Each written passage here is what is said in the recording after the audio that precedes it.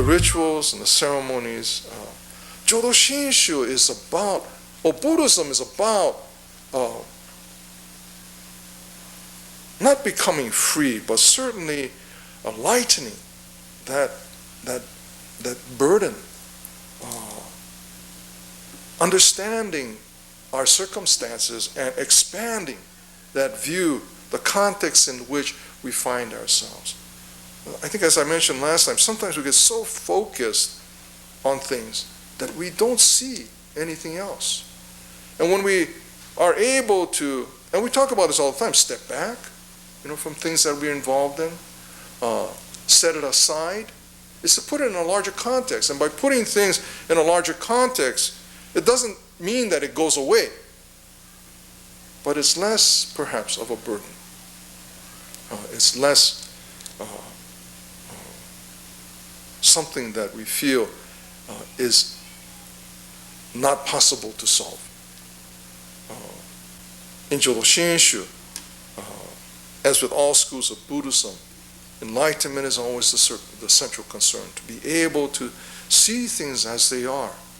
Ourselves, first of all, as unenlightened beings that cause difficulties for ourselves and for others, that encounter difficulties. I mean, that's what unenlightened means. And we're trying to move toward enlightenment. And whether we apply the practices that are found in many schools of Buddhism that contribute to or move us along this path of enlightenment, or as in Jodo Shinshu, understand that enlightenment itself moves us toward enlightenment. We are deeply grateful for the opportunity to participate, to experience enlightenment in our lives. Being able to see things as they are is to see the infinite wisdom and compassion that we are already immersed in, that is not distant and remote, but only separated by our unenlightenment, our inability to see clearly, but that we are sustained and nurtured by infinite causes and conditions, wisdom and compassion that allows us to move toward enlightenment. So in Jodo Shinshu again, all of our rituals and ceremonies simply express gratitude and appreciation. I think I shared this story many times. I was at a convention, at the end of a convention, when we had kind of finished our dinner and people had gone off to do whatever they do after the banquet meal, and Kusada Sensei was sitting at a table, and I went over to him and we were talking about kind of various things, and I was asking him about the importance of rituals, and Kusada Sensei is a teacher in rituals, and so I was trying to understand his appreciation of rituals and practices, and that's what he said. He just said it's simply about gratitude, appreciation.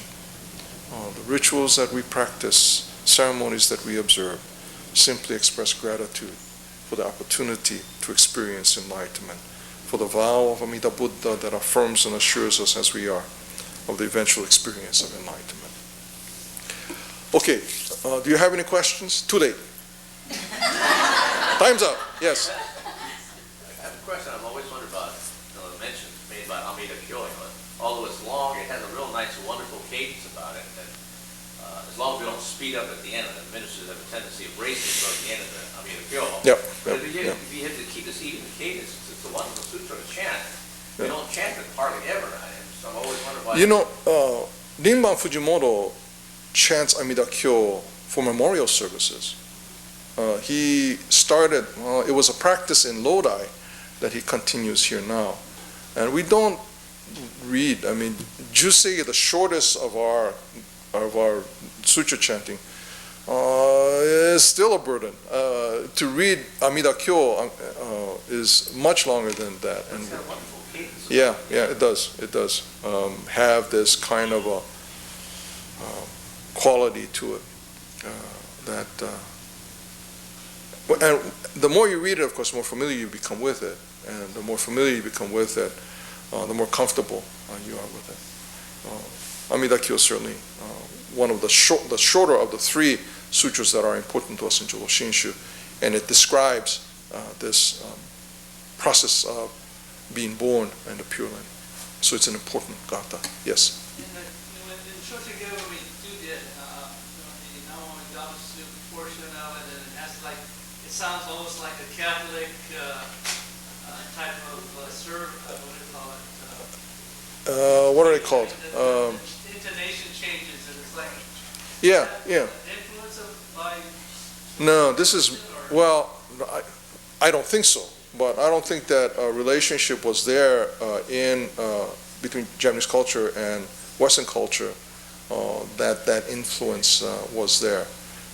We think of that connection because we're here, and we're very fortunate to be in a kind of a multi-religious, ethnic environment, and so we can see those kinds of comparisons.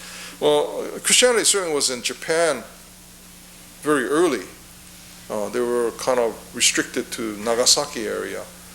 But beyond that, or outside of that, there was very little contact. Although Christianity does make its way into throughout Japan, it's not as strong an influence on Japanese culture as we might think or might imagine it to be. I don't know how far back the intonations for the Wasan go, but I think they're fairly old. Kenji, would you know? In your...